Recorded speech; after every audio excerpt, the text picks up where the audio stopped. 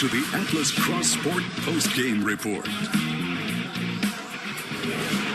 The Pittsburgh Steelers, 11-0. Their perfect start continues into the month of December as they beat the Baltimore Ravens in this 6-day delayed game, 19-14. It got tight as Baltimore scored a touchdown in the fourth quarter, and then this third down Ben Roethlisberger throw to those strong hands of James Washington, who held on, pulled it in, and the Steelers were able to run out the clock, sweep the Ravens, and Pittsburgh star Ben Roethlisberger a moment ago with Michelle. Mike, thanks, Ben. Congratulations. You know, it's a win. It means you're 11-0. But what exactly is so satisfying about beating the Baltimore Ravens? You know, it's AFC North football. We're happy for the win, but not real happy the way we played today. Why not? Because we didn't play good enough. I didn't play good enough. Well, like I said, we'll be happy with the win, but offensively, that wasn't good. How much do you think that was a factor of just the strangeness of this week? Well, there was a lot of it. It is what it is. We don't make excuses. You know, thank the Ravens and Roger Goodell for moving this game one day, so we ended up playing the snowstorm yesterday. So thank you. Well, Ben, you know, there was a point they came back and cut the lead to 5 when Trace McSorley came in the game. You come back with a drive in which you throw a floater, and James Washington comes down with it. Now, most of Pittsburgh was holding its breath. What are you thinking as you're waiting for the ball to get caught? Thinking I trust James Washington to make a play, and he did. The guy puts a lot of work in. He busts his butt, and I'm proud of him. What is it about this week that you think the Steelers handled so well that puts you in this position, even if you don't like the way you played, to be able to come out with a victory? You know, the hardest thing about this week probably was the mental aspect of it. It's mentally draining to prepare for a game and then to not know when it is and to move it around. So I think that's the part that I'm most proud of the guys, that mentally it wasn't easy, but we made it happen. All right, last thing for you, Ben. As you say, you didn't like the way you played. Where do you guys go from here then as you get ready for Week 13? Well, we have a couple hours, then we have our second game, that doubleheader, whatever we have. No, we got to get ready to go. Washington's coming to town soon, and we have no time. We'll start watching film tonight. Ben, congratulations on the win. All right, thank you. All right, Mike. All right, Michelle, thank you. You can tell Ben wasn't thrilled with the way they performed, even though they pulled the win out. Do you agree with how he's feeling? A little bit, because, I mean, this is becoming the formula for them now. Right. I actually thought he played pretty well. He threw the interception, but it was on 4th down, and so, you know, whatever. But if his guys had made some of the catches during the course of this game, it would have never been close, especially down in the red zone.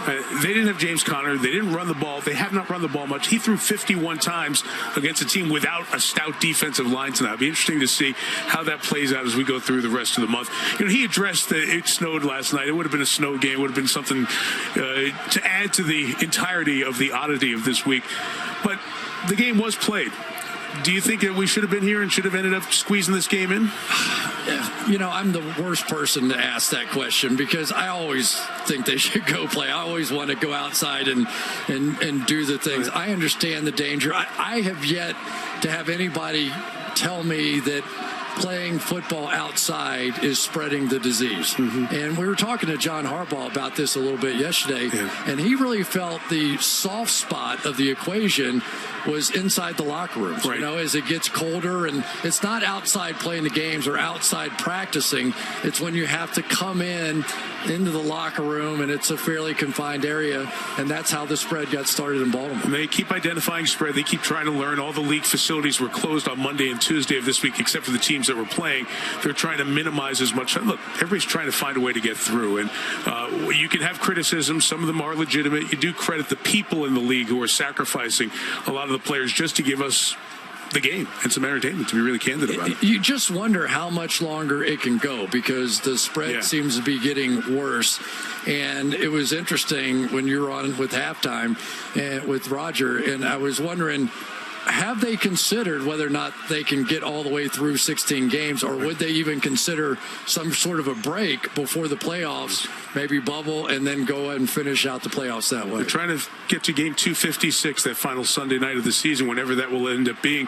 69% of the league's games are done right now. After next week, it'll be 3/4 of the way through. Everybody will have played 12, and then we'll get to that final 4 games, and we'll see what happens. But the NFL is a couple of days delayed, but on time to get to Week 13 of the NFL season. season. A reminder for your viewing pleasure, Peacock.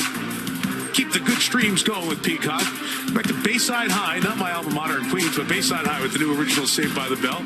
Plus, catch the epic third season of Yellowstone with Kevin Costner. What a show that is. And this week only, you can stream the original series Departure for free as part of Peacock's December weekly freebies. PeacockTV.com to stream now. Don't forget, tree lighting coming up later tonight on NBC. We'll have a final word here from Pittsburgh in just a moment.